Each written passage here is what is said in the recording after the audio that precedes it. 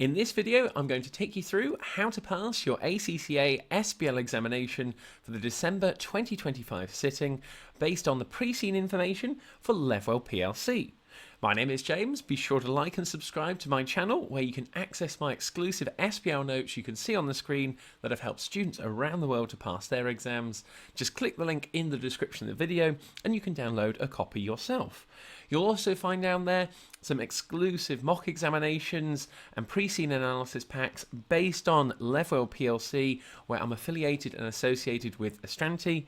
And for pure transparency, if you were to click any of the links down there and purchase anything, I'd be entitled to a small percentage which goes to supporting the channel. But as always, a massive thank you, and I'm going to take you through everything you need to know in 10 minutes ahead of your examination, so make sure you stay to the end, because area number 1 is all about a complete understanding of the pre-seen notes.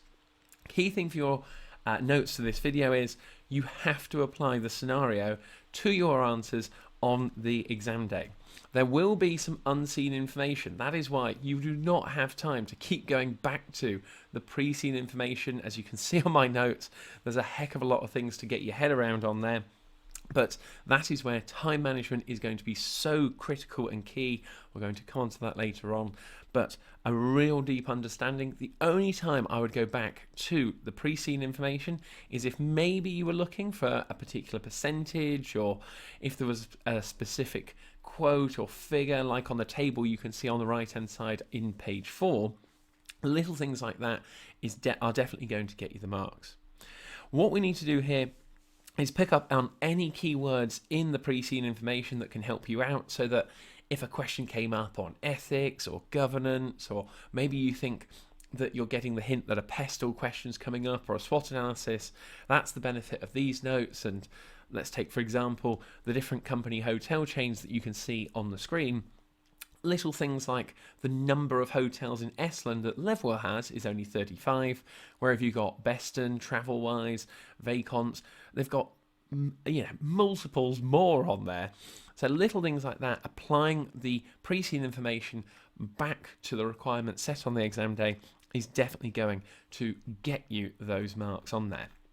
The ones and the more simplest areas that I think you've got a lot more wiggle room to actually apply on the exam day are on page 13 with the financial information and KPIs.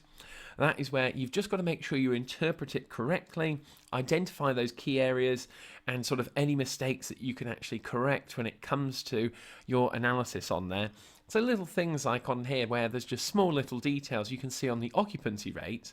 When I first read it through, I went, oh, hang on, there's an opportunity here, 77%, sorry, in 2005. But little details like on page 7, the occupancy rate is good for Estland if it's over 70%. So you kind of think to yourself, well, 77%, there's room for capacity there. But if you go back up to page 7, most of the hotels actually within Estland, actually 70% is pretty good on there. So it's really understanding. You can see I've put it on there as a key point. The average occupancy rate, 70%, is considered good for hotels in Estland. You've not got time to go back and forth. You've got to know the ins and outs. So I hope the notes help, especially if you download a copy yourself. Now, area number 2, exam time management and technique. You've only got 3 hours and 15 minutes. 1.8 minutes per mark is the sort of rule of thumb. Lots of my students tend to do 1.5, 1.6 minutes. That means that they've got more time at the end if they need to go back, because you've got actually 80 technical marks on your exam and 20 professional skills marks. These are the key things on there to make sure that you do the full 100 marks. The external examiner says it all the time that students do not answer 100 marks and they make their life so much more difficult. If you look on my notes at page 1, the professional skills mark areas are about analysis, commercial acumen, communication, evaluation, and skepticism. Applying these correctly is definitely going to get you closer to that 50% pass mark, along with, maybe if you've got time, to complete your ethics and professional skills module before this exam. You've got a better chance of passing. I think it's something on the lines of about 30% more likely to pass if you completed that. On ACCA's actual website, they disclose it. The other best way to actually get a pass on your SBL exam are doing mock examinations 2-time under exam conditions. That's why I recommend the Astranti mock papers. Again, you can check them out. The links are down below. But they are actually specifically based on Esland's as well. Their markers have actually designed the mock papers on the pre-seen information. So check those out. Do it under exam conditions. I remember when I was an ACCA student just trying to do loads and loads of past papers. But with the SBL exam, you've then got to think about, well, going through the pre-seen materials, then it's going to take you more time. You really just want to be focusing in on Levwell and doing as many questions as possible. When you have a look at those mock papers, there are going to be key verbs that are going to come up on your exam. You've got evaluate, recommend, and discuss. So thinking about how to balance your arguments, making a judgment, and applying the theories of SBL, such as SWOT analysis, PESTLE. You'll see these in my notes, or Porter's 5 forces. Those are the main 3 that I think have got a good chance of coming up on here. Lastly, in terms of your exam technique, are writing paragraphs and not just full pages of paper. So for example, if you've got an 8-mark question, 4 paragraphs, 3 to 4 sentences each, split it up, and so the marker says, right, 8 marks here, 4 paragraphs, can I give 2 marks here, 2 marks here, or maybe is it worth 1? Rather than telling the marker to sort of fish out. Imagine your papers being marked Friday afternoon, 5 o'clock. You want it to look as good as possible.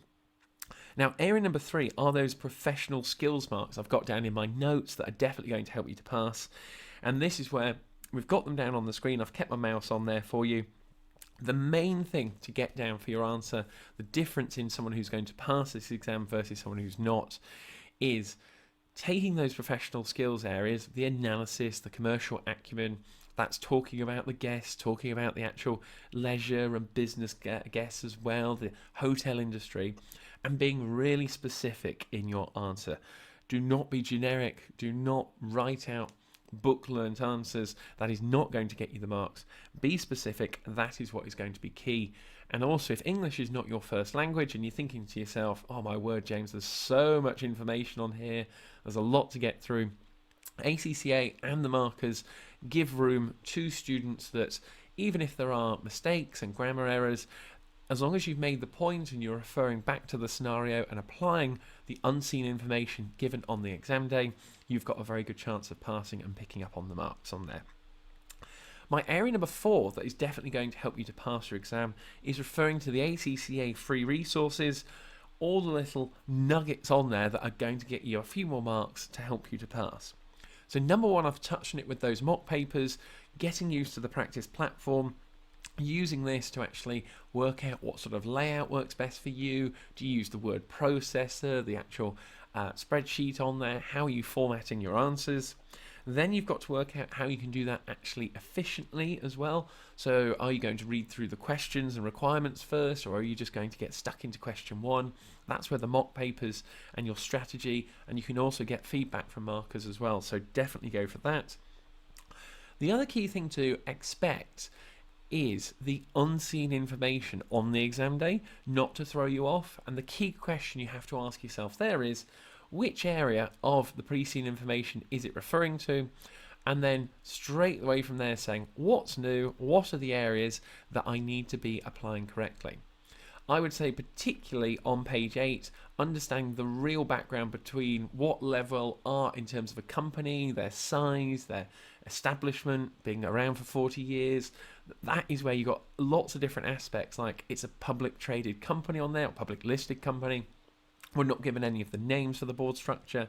All these little details you'll see in my how to pass video what my exam predictions are. I think you're going to get more names or applying those company names on the exam day. If you are resitting ACCA SBL, then look at the external examiners reports, technical articles. They are also going to be an absolute masterclass for you because they tell you where students made mistakes. You can then revisit the exam that you did.